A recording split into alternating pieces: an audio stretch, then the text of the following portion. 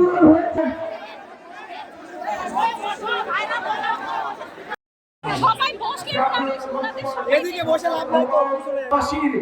যে সকল সাহসী সন্তানেরা আহত হয়েছিলেন, আরো স্মরণ করছি আমাদের নারীরা, আমাদের আলেম সমাজ যারা এই জুলাই গণঅভ্যুত্থানে অংশগ্রহণ করেছিল, আমাদের শ্রমিকেরা যারা সবাই নেমে এসেছে এই স্বৈরাচার ফ্যাসিস্ট শেখ হাসিনা সরকারের পতনের দাবিতে।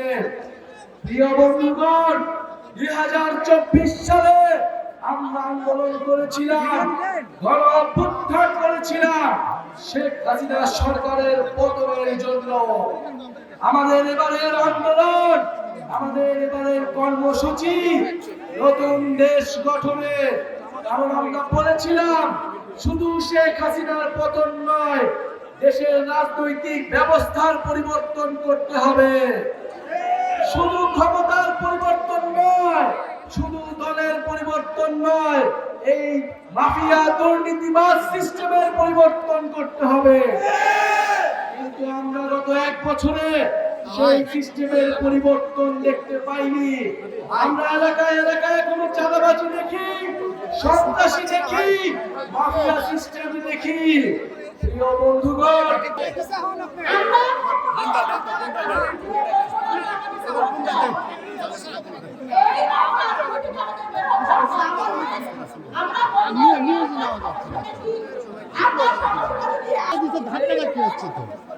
বিশ্বাস করবেন না, বিশ্বাস করবেন না।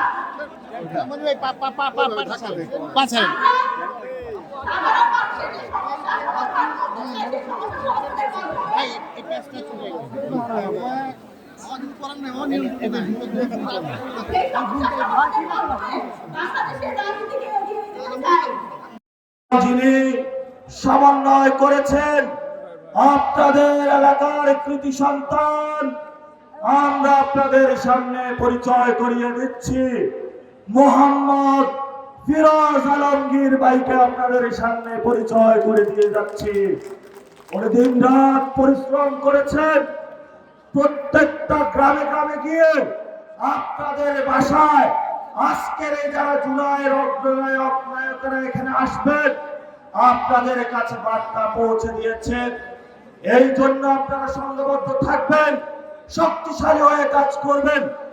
এখন আপনাদের সামনে বক্তব্য রাখবেন যার বক্তব্যে, যার আহ্বানে গত 24 আগস্ট শহীদ মিনারে বাংলাদেশের লাখো জনতা একসাথে নেমে এসে খুনি হাসিনাকে বিদায় করেছিল, যার নেতৃত্বে পুরো বাংলাদেশে নতুন করে পুনর্গঠন করার জন্য আমরা জুলাই পদযাত্রায় এসেছি।